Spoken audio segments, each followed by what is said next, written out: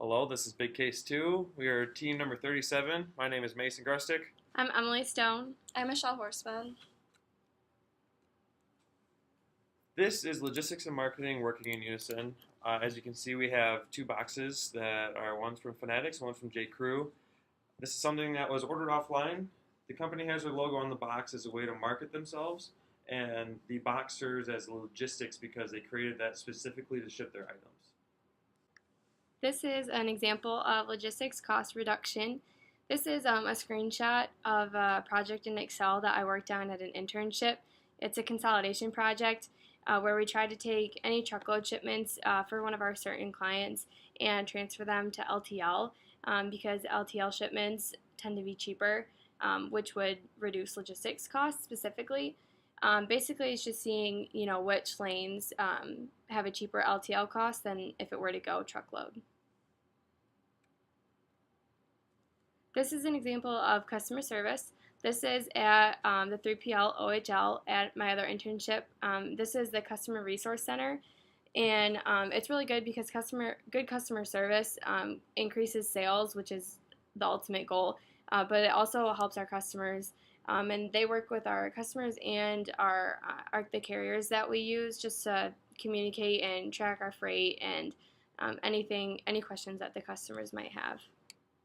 This is showing a stock out that I found in Target. As you can see, the Bailey's Irish Cream is completely out of stock in this picture. This can hurt the store because we end up going to another store to buy the product and Target end up missing out on that sale.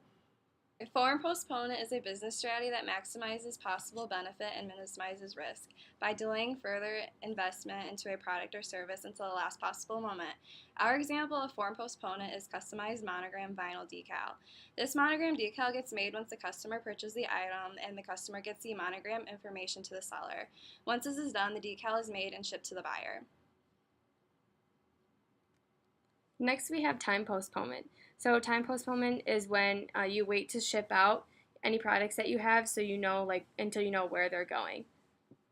So this example here is just a bunch of freight sitting in a distribution center. It was picked and packed based off of the packing list and then wrapped, and then now it's just sitting in the staging area waiting to be labeled so that the workers know which dock to put it on, and then it will ship out to whatever region it's going to. Next, we have vendor managed inventory, or VMI. So this is an example using a Fastenal machine at a plastics manufacturing company, Ravago Manufacturing Americas. So we use Fastenal for basically any small maintenance or operations products, such as like scissors or gloves or zip ties, anything like that. And the workers can come in and they have like an employee code, and they type it into, it's kind of like a dispenser, like a vending machine, and then the product comes out, and then it can keep track of the inventory levels, and then the Fastenal workers will come in like every few days and put new product in the machine and take care of any problems that we're having. Complementary items are products with a negative cross elasticity of demand. Our example of complementary items is razor blades and razors. These are complementary items because these products are normally bought together and are right next to each other at the store for the convenience of the shoppers. This is where reverse logistics takes place. It is the guest services at Target. People come here to return unwanted or broken items that they purchased from the store. They either get a refund or they get a replacement. It's reverse logistics because those products are going back into the system. So primary packaging is like the first original package that the original, like the actual item is touching. So the first example we have here on the left is an individual packaging of large prints. So like posters or something will go in those tubes. And then those tubes will go in the box, and the box would be like the secondary packaging, which we'll talk about in a second. And then the second example is the inside covering, so like kind of the tarp bag type thing that goes, that the nylon plastic pellets go in to prevent from any water damage or any moisturizer, any moisture going out of spec. And then that goes in the Gaylord box, which is the secondary packaging. So this is the first example that we talked about in the last slide. So this is the outside box of the large print. So all those smaller tubes that we saw are in this box, and so this secondary packaging is basically used just to protect whatever's in there. And the second example is that's the actual box that is holding the nylon pellets, and then the bag is in there as well, so the box is just the outermost packaging. Material handling equipment. This is anything, any sort of machinery that moves around materials or products through the warehouse or wherever it is. The example here we use is forklifts, so they pick up anything that's on a pallet or anything that's really heavy, and they can move it around the plant and take like the raw materials from the receiving dock to the shelves or anything like that. These are examples of seasonal stock.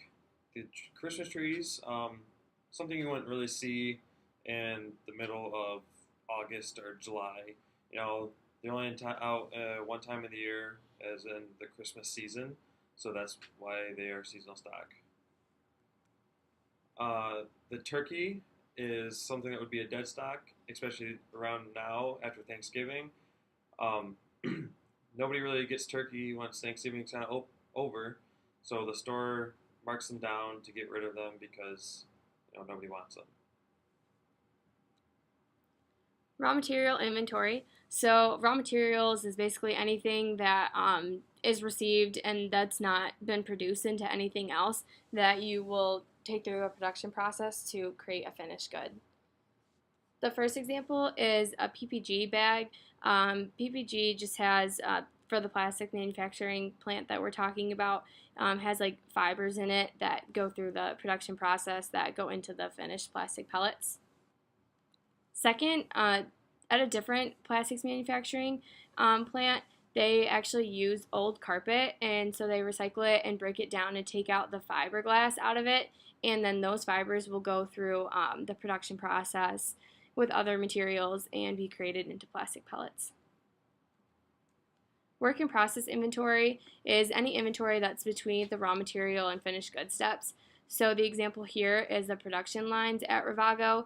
The plastic that's on the extruders in those lines would be considered work in process inventory because it has been produced, but it's not quite finished yet. Finished good inventory is the products in a manufacturer's inventory that are completed and are waiting to be sold. Our example is of a vinyl decal business. These decals have already been made and are waiting for a customer to purchase these items. Once a customer purchases one of these items, the decal is ready to be shipped to the buyer. So maintenance, repair, and operations, or MRO inventory, basically any kind of inventory used to maintain upkeep of machinery in the warehouse. So these are repair and maintenance tools on each production line that we have, and the workers are able to use them to make sure everything is running smoothly, just like wrenches and hammers and screws and whatever kind of things they need. Just-in-time inventory is strategies companies employ to increase efficiency and decrease waste by receiving goods only as they are needed in the production process, thereby reducing inventory costs. Our example for just-in-time inventory is flowers, because the flowers are perishable and stores cannot have a lot of flowers on the shelf before they go bad. So stores order flowers as they need them. And finally, we have private fleet. This is an example of Target's private trucking. They're using their own trucks to transport their products around to all their facilities. This can save them money in the long run, and because they don't have to pay another company to do their transportation, and they can ensure that their products are being handled how they need to be. Thank you for watching. This was Team 37's Big Case 2.